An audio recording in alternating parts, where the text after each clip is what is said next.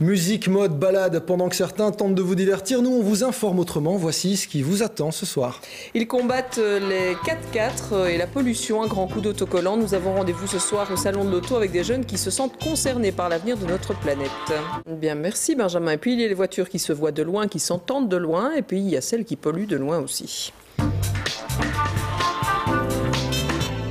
Le 86e salon de l'auto est celui du véhicule propre, c'est le thème développé cette année, mais ça ne veut pas dire que tous les véhicules présentés ne polluent pas ou peu. Les 4x4 par exemple, voilà des voitures qui consomment beaucoup et du coup qui rejettent beaucoup de CO2. Certains n'aiment pas ça. Exemple avec Mathieu, Xavier ou Antoine, 3 anciens étudiants de l'UCL qui ont fait imprimer des autocollants. Je pollue pour rien, klaxonne-moi. Et avant d'agir un petit peu partout en Brabant wallon, ils ont, à Lannes notamment, ils ont imposé ces autocollants sur les voitures les plus polluantes, celles qui dégagent plus de 200 grammes de CO2.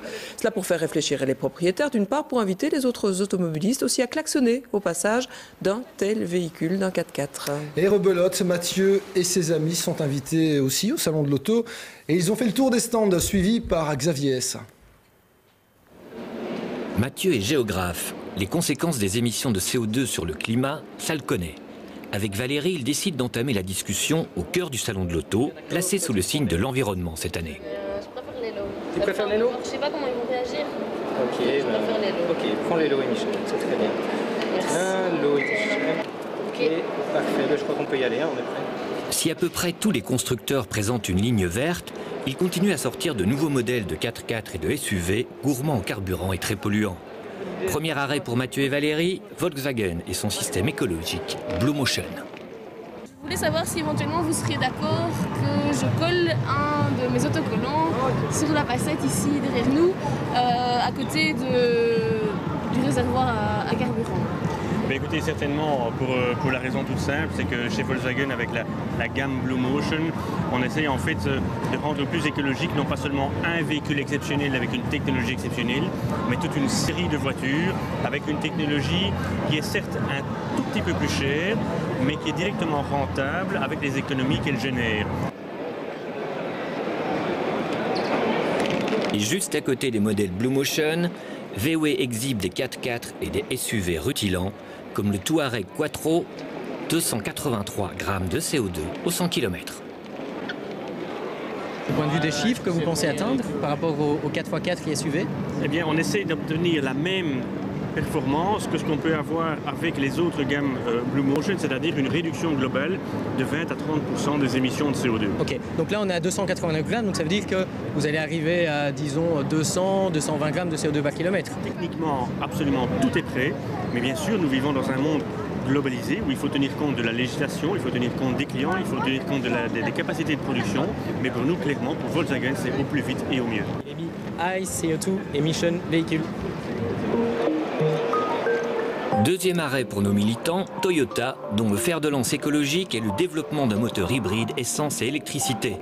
En vedette la Prius et la rencontre avec le coordinateur environnemental de la marque, particulièrement jovial. Si vous aviez un autocollant qui répondait au moins de 110 grammes, j'aurais préféré, parce que 150 grammes c'est encore pour nous beaucoup trop haut, mais je vous en prie. Mais Toyota développe aussi sa gamme de 4x4 et de SUV, comme le Land Cruiser ou le RAV4. En 2012, l'Union européenne imposera un taux d'émission maximum par véhicule de 120 grammes de CO2 par kilomètre. Est-ce que vous pourrez atteindre cette norme pour des véhicules comme le RAV4 qui émettent environ 180 grammes de CO2 par kilomètre dans 4 ans? D'abord, je tiens à préciser qu'il s'agit d'une moyenne du parc automobile européen. Donc c'est une moyenne pour la marque. Donc effectivement, nous continuerons à vendre des véhicules sans cesse plus propres, mais également pour répondre à la demande, nous continuerons à vendre des 4x4 si la demande est là. Et donc nous garantissons que nous arriverons à cette moyenne de 120 grammes d'ici 2012.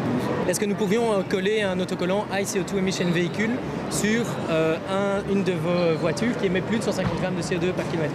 Par exemple, la RAV4 qui a 179 grammes de CO2.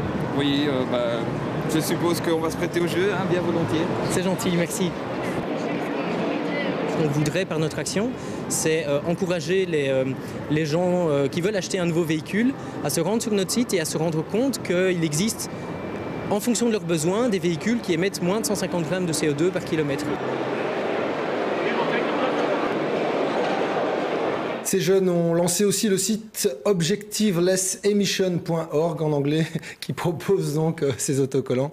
Le vert pour les véhicules propres qui produisent moins de 150 grammes de CO2 au 100 km.